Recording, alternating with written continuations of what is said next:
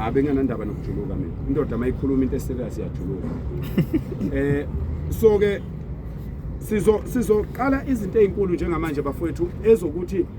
sihlale entweni manje njengalapha eThekwini into esizoyenza njengala eThekwini njengamanje sizoya kumasipala sikhombe ibhilidi sithi umasipala namhlanje khipha laba abantu namhlanje sisuke siye kwelibi akukho ukuxoxa okuzokwenzeka akukho ukuxoxa okuzokwenzeka sizofika sikhombe ibhilidi ngoba amabhilidi abahleli kuwo barenta kumuntu osebenza kwamasipala barenta ibhilidi ngelika works it was vacant and then strategically ama Nigerians ahamba yongena ebhilidi ubani owatshela ukuthi leli bhilidi alinamuntu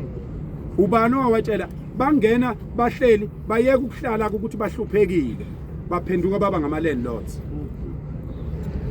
sizoya kwa Transnet izindlu ka Transnet zonke lezi ezigcwele lapha empilo okuphekwa kuza ama drug sizoya kwa Transnet sithi sicela usinike uhla lwezindlu zakho Transnet sicela usinike uhla lwezindlu zakho public works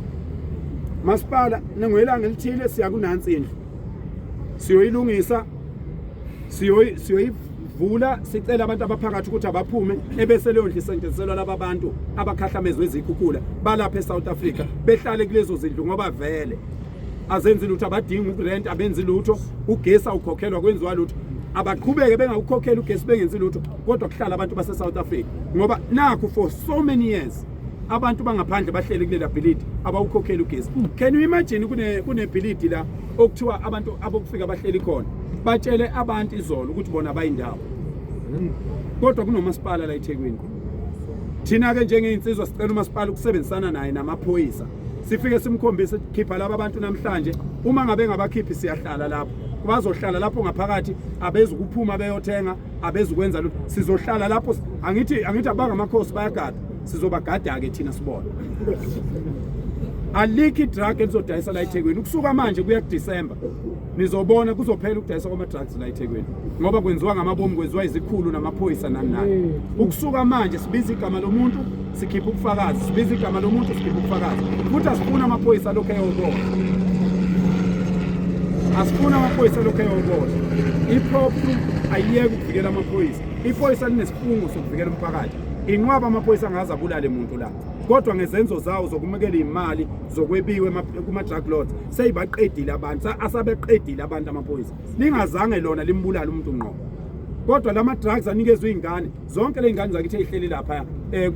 lokhuza eKing Dinizulu Park ziqhamuka kulezi zenzo zabantu abafuna ukwenza imali esheshayo okwesibili esizokwenza njengensizwa nomsizwa sizoba nomhlangano no premier nobaba uMkhwanazi sihambise uhla lwamaphoyisa esiwaziyo ukuthi adayisa ama drugs awase Richards Bay awase Newcastle awala eThekwini awokugcina idolobha singalibalanga iStenga niyazi ukuthi lapha kwaZulu kunesimo esibhlungu kangakanani esenzakalayo lapha kwaZulu kudayiswa ama drugs afihlwa ngaphansi kwestage noma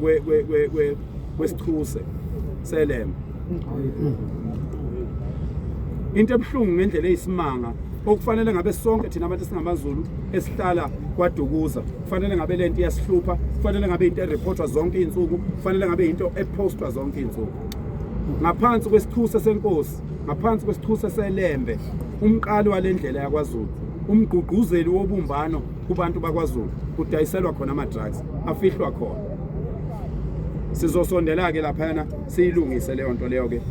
abaningi ngiyazi ukuthi bafisa ukwazi ukuthi umhlangano wethu okokuqala ungani bungamfakanga uSiso uMangobese nokuthi kungani ungazange kuvezwe ukuthi yini beyokhulunywa siyoyikhuluma nomongameli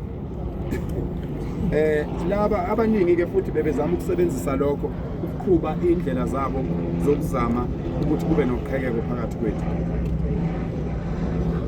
abaningi bayazi ukuthi umuntu we-social media ngihlale ngikhona ku-social media kodwa uma ungaqaphela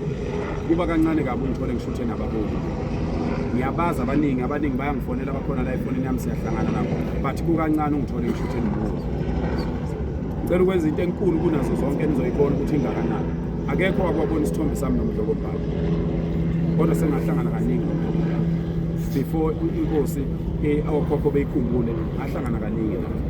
kodwa ngaze ngifike eduze kwayo. Ingonyama ngiyenzela umsebenzi omkhulu, umkhosi woselwa umiswa yimi. Makwenziwa nje umkhosi woselwa umiswa yimi umkhosi woselwa. Okumkhosi omkhulu ngendlela eyisimanga, okufanele ube mkhulu ngisho kunomkhosi wamatshitshi. Ukuba izinto zenziwa kahle lokho insizwa nomsizwa enye izinto ezoyilwela ukuthi yenzeke, ngoba umkhosi woselwa umkhosi wokweshwama, umkhosi wokuthi ucelelwe impilo isizwe, iwona mkhosi okufanele ungabe mkhulu kunayo yonke imikhosi. Iwona mkhosi uhulumeni okufanele ufake ibudget enkulu kuona, ngoba iwona mkhosi la okufanele kufundiswe khona abantu ukuthi benzani. Njengoba kukhalwa ngokuthi amatshitshi ayafundiswa, insizwa ayifundiswa, ukhona umsebenzi, ukhona umkhosi okuyiwona oqondene naleyo okuwumkhosi woselwa. Angaze ngihlangane nengonyama, angaze ngithinte ingonyama, angaze ngishuthe nengonyama, ngoba ukuhlangana nengonyama kimi it's not a publicity stunt, it's more of a spiritual connection than anything else. Angeke ngithanda ukuhlangana nengonyama mina ngisuke ekhweni, angeke ngithanda ukuhlangana nengonyama kade ngiyidlalela nomakoti bakithi ebusuku, angeke ngithanda ukuhlangana nengonyama ngingahlanzekile emoyeni, ngoba ukuhlangana nengonyama akusikho nje ukuhlangana kuphela, kodwa akusiyo into yokuhlangana ukuthi ushaye izithombe bese uvela ukuthi athi uhlangane nengonyama, ngoba ingonyama akuyona into yokukhanda udumo,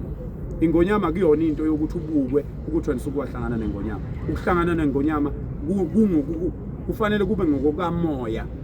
Angaze ngiqhawule ingonyama lokhu ngaba khona njoba ikhona, ngoba ngingaka njoba ngiyilwela kangaka, njoba ngisebenza kangaka, angaze ngiqhawule ingonyama, ngisaba ngisho ukusondela kuyona, kodwa yimi engiyisebenzelayo. Akekho umuntu owakhela ingonyama ibutho la eSouth Africa ukwedlula mina. Akekho umuntu owakhela ingonyama insizwa zayisencane kusuka ko5 years kuya ko21 ukwedlula mina, kodwa ngaze ngihlangane naye. Ngijabula ngife ngimbono ngangeyintaba zakhe eme lapha nje phambi kwebutho, ngijabula ngife ukugiya ehlele esihlalweni lapha ongangokujula kolwandle, ngijabula ngife indlula mithi uma ngizwa ikhuluma ngiyibuka ku TV. Angidingi ukuhlangana naye, ngiyohlangana nayo mhla yona yathi aningicelela undabandaba bese ngihamba ngiyobika kwabakwandabandaba, ngikhuphukele entabeni ngiyobikela uNkulunkulu ukuthi Nkosi namhlanje ngiyokhuluma nenkosi umlomo nomlomo, ngoba akuyona into encane, it's not a publicity stunt. Even upresident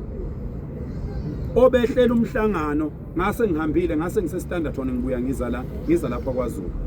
angasho mayithola ithuba lokukhuluma uyosho owayengibiza ukuthi ngathi awukodwa kungangami ukuhlangana nomongameli. Ngasho ngathi